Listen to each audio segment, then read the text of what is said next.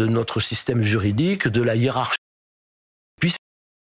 C'est aussi un problème de réforme, ça vaut pour les deux, de notre système juridique, de la hiérarchie des normes juridiques, savoir si la loi française doit l'emporter, au moins quand elle est postérieure aux traités et aux conventions internationales, sur les conventions internationales, les directives européennes, les jurisprudences de la Cour de justice ou pas.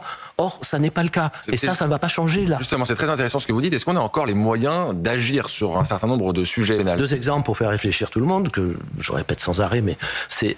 Le premier, c'est la promesse de rétablir le délit de maintien irrégulier sur le territoire. Ça n'est pas possible, ça n'est pas la peine de le promettre, ça n'est pas possible sans changer la hiérarchie des normes, parce que c'est une jurisprudence de la Cour européenne de justice que nos juridictions appliquent. Et d'ailleurs, ce délit a été supprimé du droit français parce qu'il n'était plus ni appliqué ni applicable par nos juridictions. Le refoulement aux frontières, c'est un principe qui a été exclu par l'Union européenne, et donc ça n'est pas la peine non plus de promettre ça par une simple loi, par des textes législatifs, encore moins par des circulaires. Donc il faut changer notre Constitution si nous voulons sortir de ce qui est à mes yeux une des causes de la crise profonde de la démocratie que nous traversons. Parce qu'on est empêché par des décisions qui ne sont pas du ressort de nos dirigeants, c'est ça qu'il faut expliquer. Ils ne sont pas du ressort de nos dirigeants parce que personne ne veut changer les choses. C'est-à-dire, par exemple, nous n'avons jamais signé un traité dans lequel il était écrit ratifié un traité dans lequel il était écrit que la loi française était inférieure,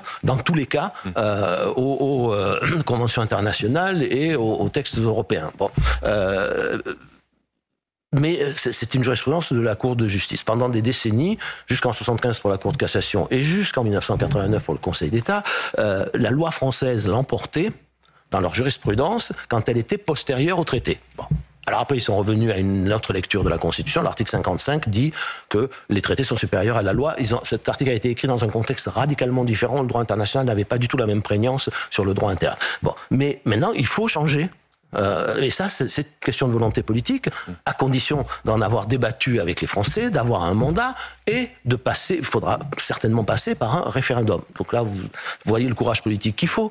Il faut pouvoir aller à la télévision, s'adresser aux Français et leur dire, voilà, je vais utiliser l'article 11, procédure utilisée pour changer la Constitution en 62 par le général de Gaulle et même en 69 pour le référendum de 69.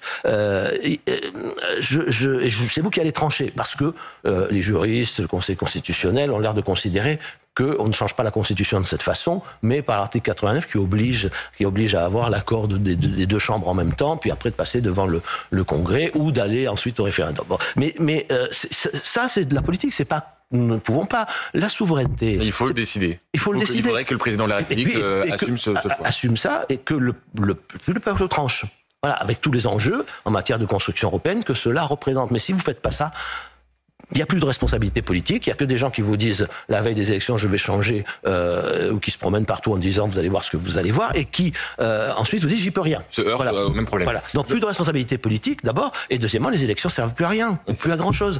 Et ça, il faut que ça s'arrête. Voilà, il faut que ça s'arrête, mais il faut le faire dans un climat apaisé, en respectant un certain nombre de règles, et demander au peuple de trancher. La souveraineté, c'est le droit imprescriptible pour un peuple de dire non. Voilà, c'est quelque chose qui ne s'abandonne pas, mais auquel mais on peut renoncer à l'exercer. C'est ce que nous avons fait. Est-ce que nous continuons à renoncer à l'exercer, c'est-à-dire à être maître de notre destin par la voie de la démocratie? En réalité, aucun politique ne se penche sur des réformes. Gloire à l'UE. Le délit de maintien irrégulier sur le territoire, seul l'UE décide. Changement de règles de l'UE en cours de route, pour obliger à obéir. Le système et les hommes politiques actuels empêchent tout référendum. Le référendum ou la solution définitive, radicale et immédiate, le Frexit. Mensonges habituels des politiques, encore et toujours sur l'immigration. Souveraineté, irréaliste, sous la coupe, du décideur, Union européenne. Voulez-vous toujours y rester ?